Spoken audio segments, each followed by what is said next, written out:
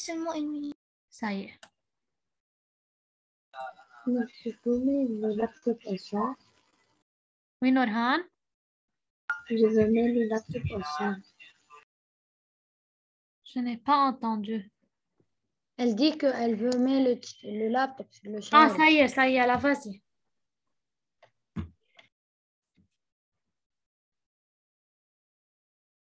Donc, hier, on a déjà travaillé les éléments qui composent le paratexte, n'est-ce pas? Et on a déjà dit qu'on va continuer l'explication ou bien qu'on va commencer l'explication du texte en détail aujourd'hui. D'accord, les élèves? Donc, toujours, prenez un crayon mine à la main, on va beaucoup écrire, on va ajouter des notes et tout ça. Ça y est? Alors, je vais agrandir. On commence. S'il vous plaît, suivez très bien, c'est quelque chose de nouveau. Pour une randonnée réussie, on a expliqué que veut dire une randonnée. On va ajouter la définition de randonnée. Vous pouvez écrire la définition ici. D'accord? C'est quoi une randonnée? Yalla, allez-y, écrivez-la. Maîtresse, quelle page? Page 138. Je vous ai dit au début de la séance. Yalla, écrivez c'est quoi une randonnée. Hier, on a dit la définition d'une randonnée, mais on n'a pas noté. Alors, qu'est-ce qu'on a dit? C'est une activité de... C'est quoi la randonnée? C'est une activité de loisir. N'est-ce pas? Oui. Pour passer du temps, c'est une activité de loisir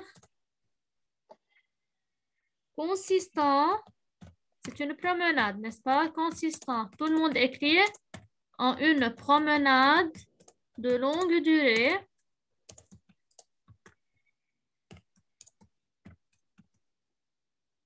que l'on fait. On peut faire cette randonnée à pied, à cheval, à ski, d'accord? Que l'on fait à pied, à cheval, à bicyclette, à pied, à ski, etc. On a plusieurs moyens pour faire cette randonnée. À bicyclette, à ski, à pied, à cheval, à bicyclette, à ski, etc.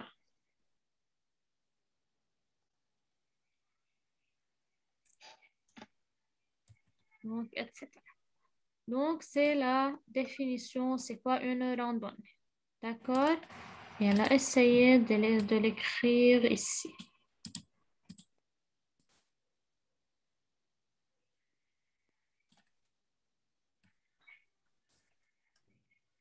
Donc, c'est une activité. Mettez les accents. C'est une activité de loisir consistant en une promenade de longue durée que l'on fait à pied, à cheval, à bicyclette, à ski. Bien, je vous attends, écrivez. Les élèves? Moi, oui. Bien. Ahmed Chaban, tu as écrit? Oui. D'accord.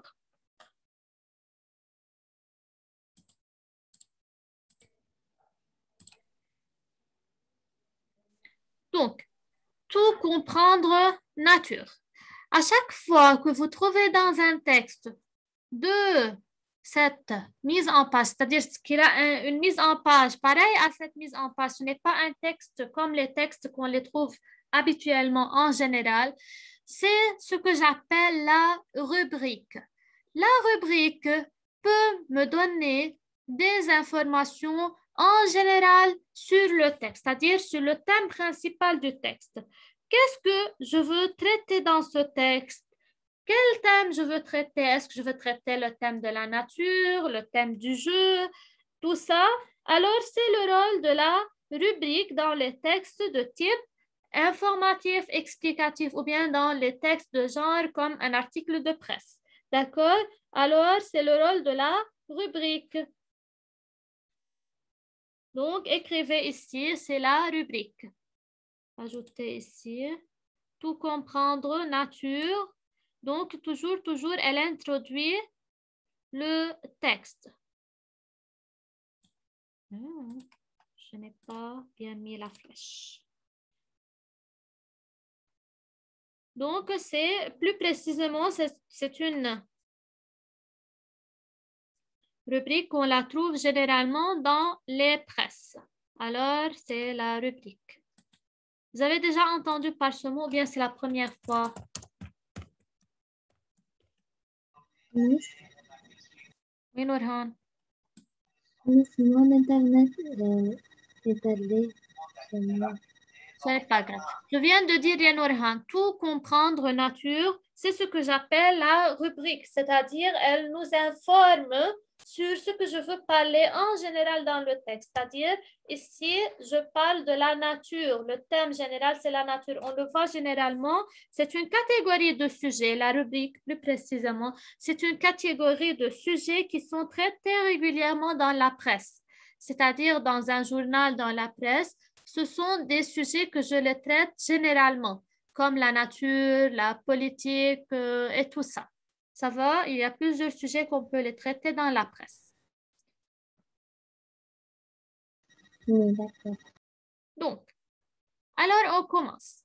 Les règles d'or pour survivre en nature.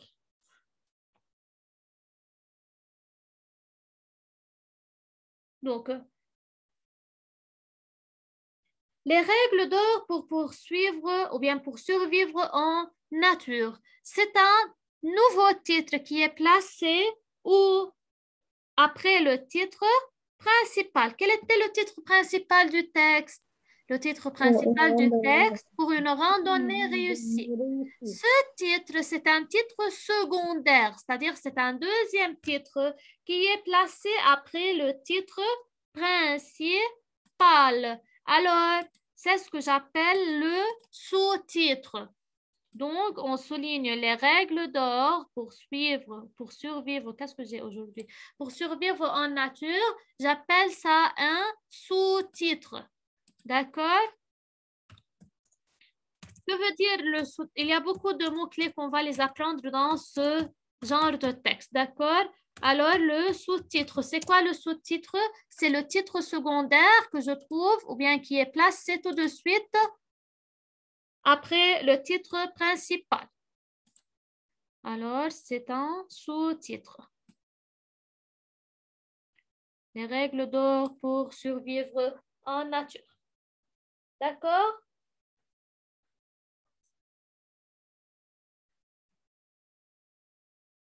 Vous écrivez? Oui.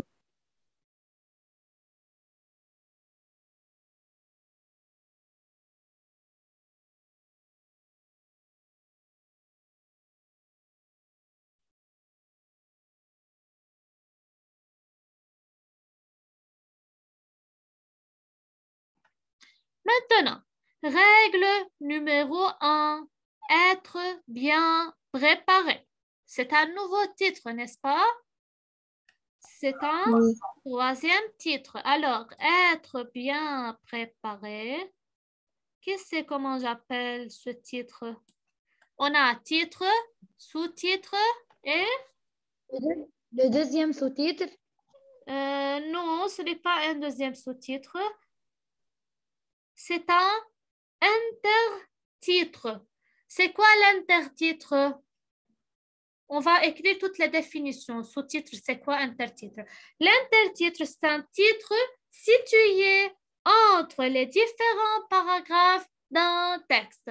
C'est-à-dire, c'est un titre qui introduit chaque paragraphe du texte. Être bien préparé est un intertitre qui introduit le premier paragraphe. Savoir où aller, c'est un deuxième intertitre qui introduit le deuxième paragraphe.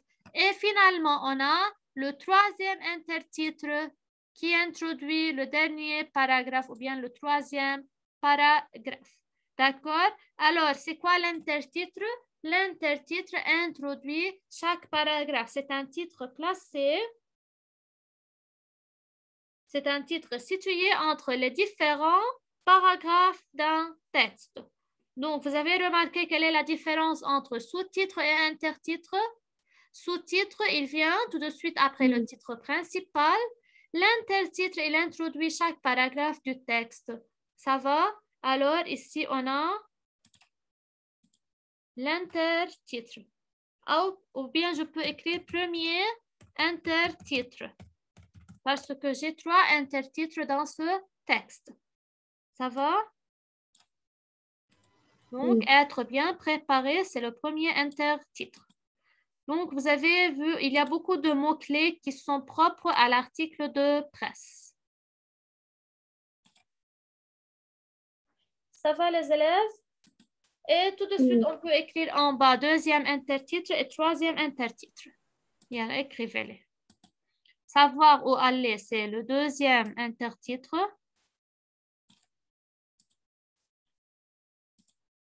Bon. Deuxième intertitre. Et on a ici le dernier intertitre qui est propre au dernier paragraphe. Ta maîtresse, préparer un sac à dos, c'est quoi? Oui, on va le dire. Je vais arriver à sous-titrer, Bilal. Toi-même, tu vas me le dire, c'est quoi? À ton avis, hein? Alors, éviter les dangers inutiles, c'est le troisième intertitre. D'accord?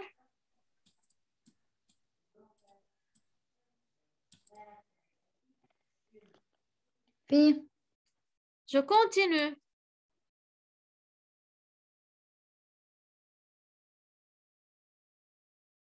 Donc, on a souligné, c'est la première partie du texte. On a divisé l'article en 2 parties. La première partie qui est en haut, les règles d'or pour survivre en nature. Le deuxième, ou bien la deuxième partie, préparer son sac à dos. À ton avis, ça va être un sous-titre ou bien un intertitre? Préparer son sac à dos.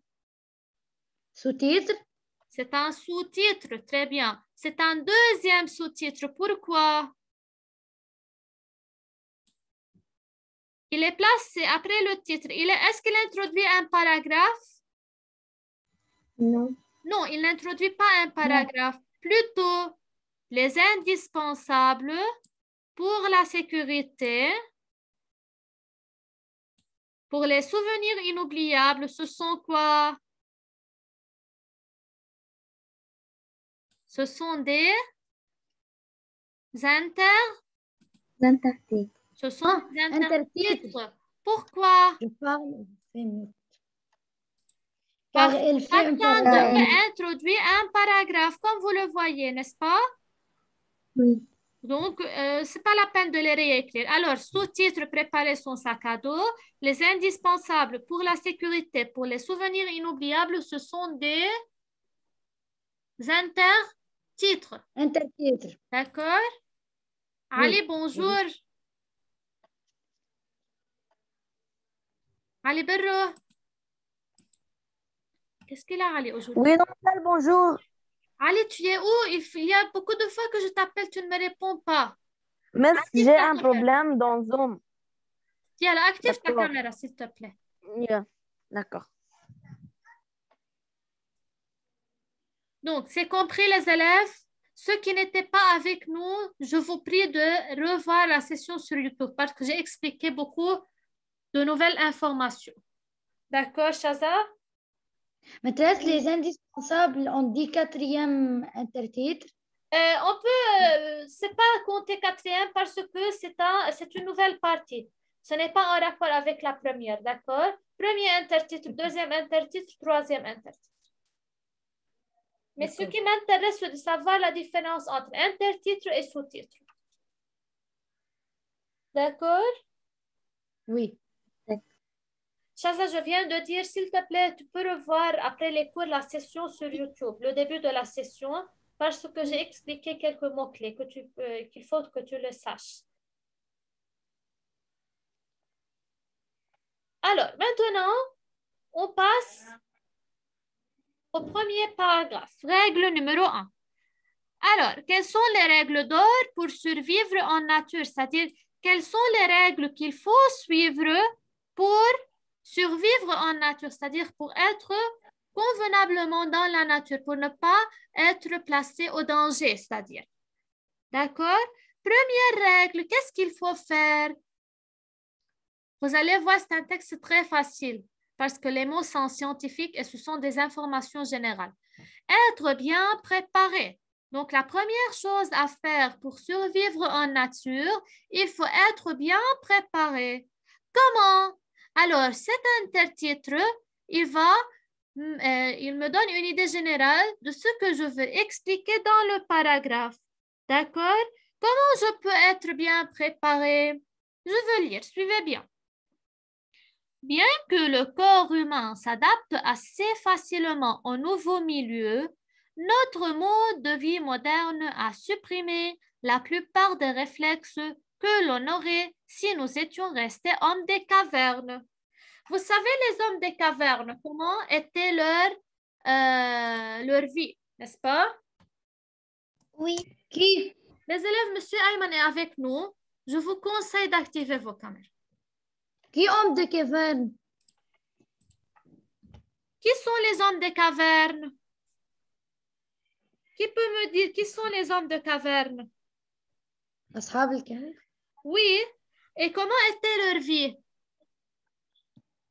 Il dort. Ils dorment toujours, n'est-ce pas? Oui. Oui. Donc, c'est l'homme préhistorique, c'est-à-dire l'homme avant l'histoire. D'accord? Alors, les hommes des cavernes est employé dans le langage courant ou le grand public pour désigner le personnage de l'homme préhistorique, c'est-à-dire l'homme avant l'histoire. Ça y est? Oui. Alors, on a changé. Est-ce qu'on suit toujours le même mode de vie dans notre vie quotidienne? Est-ce qu'on vit comme les hommes des cavernes? Non, tout a changé, n'est-ce pas? Non. Alors, Oui, bien que le corps il s'adapte facilement au nouveau milieu, alors on a un mode de vie ou bien une nouvelle vie moderne. Ça va? Si je regarde le temps verbal employé dans cette première phrase, on a premièrement le verbe s'adapte. Il est conjugué à quel temps verbal? Qui peut me le dire? Présent. Oui? Présent. Au présent de l'indicatif, très bien. Présent. Et on a déjà abordé les valeurs du présent de l'indicatif, n'est-ce pas? Qui peut me rappeler quelles sont les valeurs du présent de l'indicatif? Il n'y a pas longtemps qu'on a travaillé cette leçon, n'est-ce pas? Bien, qui se rappelle? Qui peut me citer quelques valeurs du présent de l'indicatif?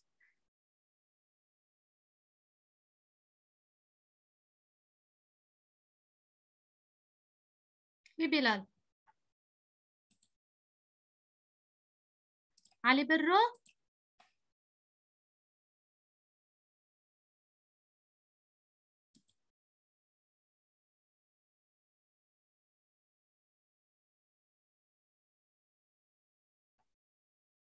Oui, mademoiselle.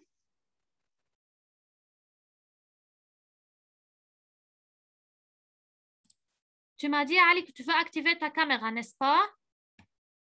Oui, je fais une chose. Une minute. Alors, donc, Nourhan a dit que le verbe s'adapte est conjugué, ya Ali, au présent de l'indicatif. Vu la terminaison Oui. E, est-ce que c'est correct ou non? Si je regarde bien cette phrase, relisez bien la phrase. Bien que le corps humain s'adapte assez facilement au nouveau milieu. J'ai déjà dit cette remarque la fois passée. Oui. Et je demandais les valeurs du présent de l'indicatif. Mais faites attention, ce verbe n'est pas du tout conjugué au présent de l'indicatif. Pourquoi?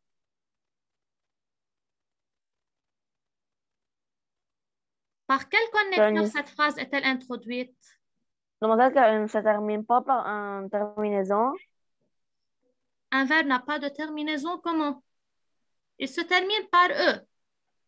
Mais est-ce qu'il est conjugué au présent? Non. Regardez un peu. Cette phrase est introduite par une locution bien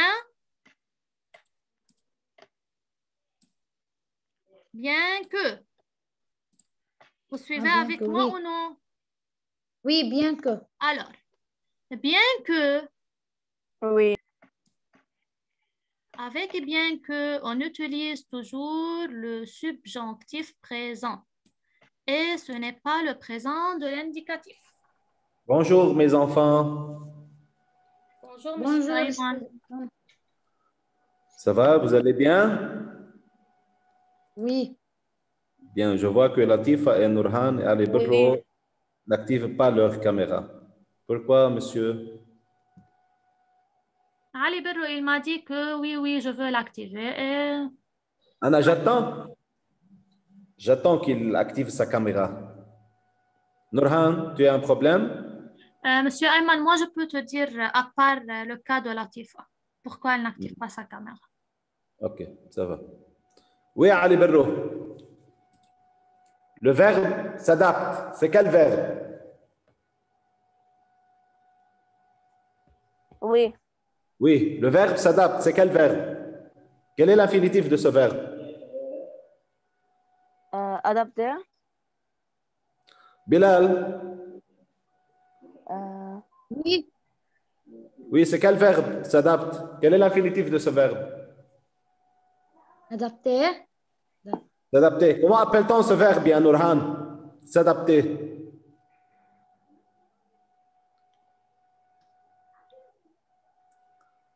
Oui, Nurhan. Le verbe s'adapter. Comment appelle-t-on ce verbe? S'adapter.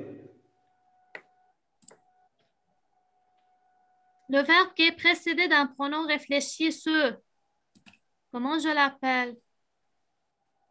Adapt. Comment appelle-t-on ce verbe, ya Ali? Le verbe qui est suivi, qui est précédé de ce pronom réfléchi. Comment appelle-t-on ce verbe? Verbe, pronom. Pronomina.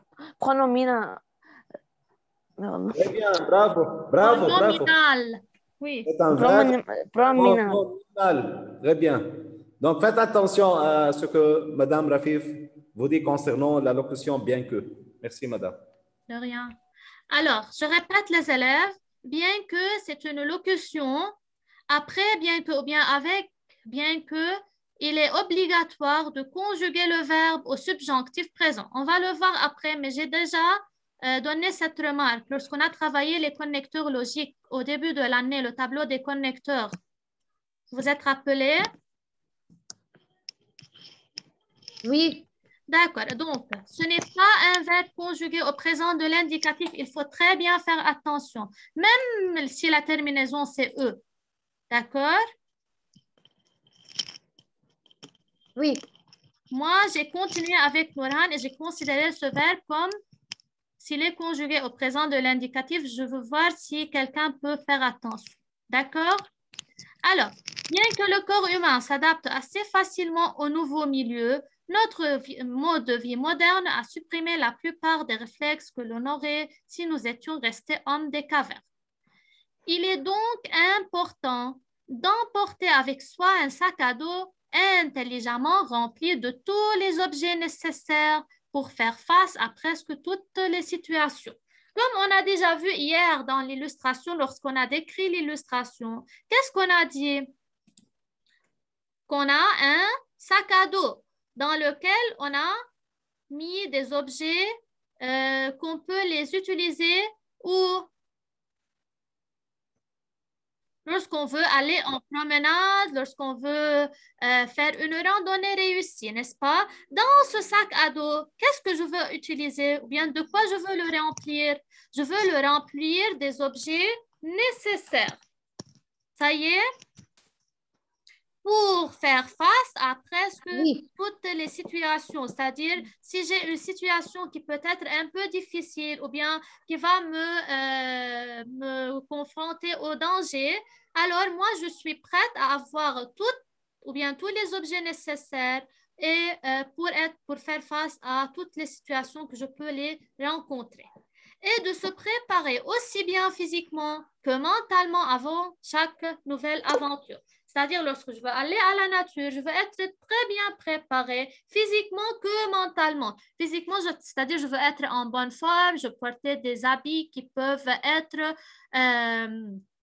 convenables à la nature, des chaussures de marche, comme on a déjà vu dans l'illustration. Ça y est, donc ça, en ce qui concerne comment je peux être bien préparée pour survivre en nature. C'est clair? Je peux continuer la suite?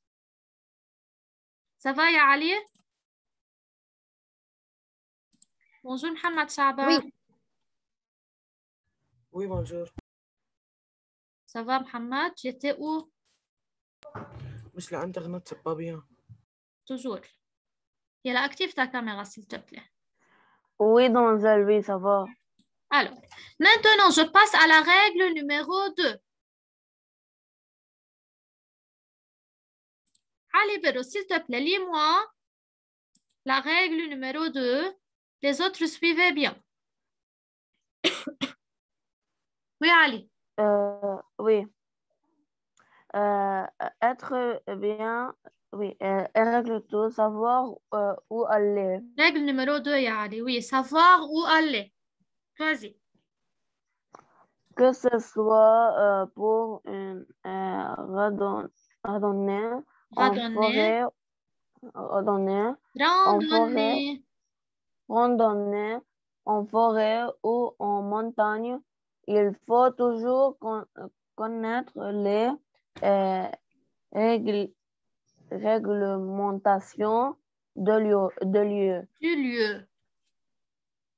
Car même si la nature appartient à Tout le tout, monde suit bien. on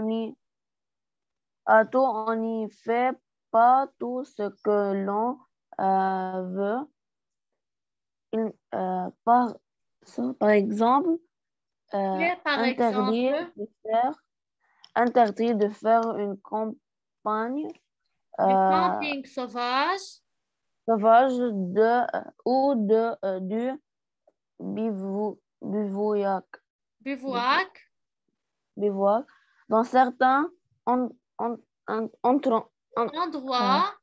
endroits, Quels sont ces endroits? C'est-à-dire dans un parc, dans une zone un protégée, sur la route, bon, à moins de 500 mètres d'un monument historique, à 200 mètres d'un point d'eau utilisé pour la consommation et dans certains parcs nationaux.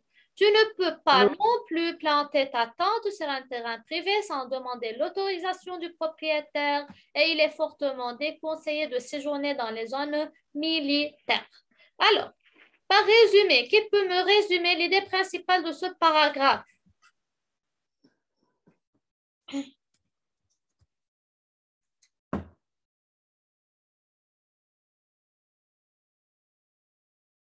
Oui, Bilal.